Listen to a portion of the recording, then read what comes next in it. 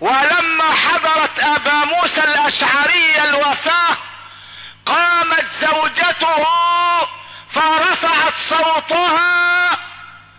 الراجل بعد ما افاق قليلا من سكرة الموت قال لها اني ابرأ مما برئ منه رسول الله.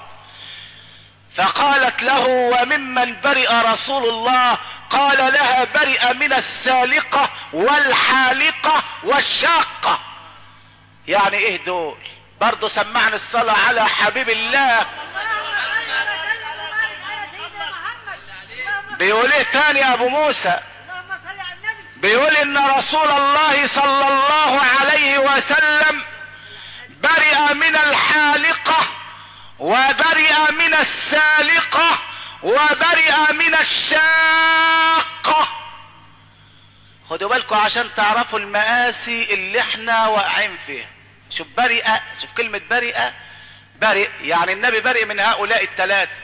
الحالقة التي تقطع شعرها على ميتها، بعد ما يموت الراجل او بعد ما يموت ابنها او اخوها تمسك شعرها تشد فيه وتقطع.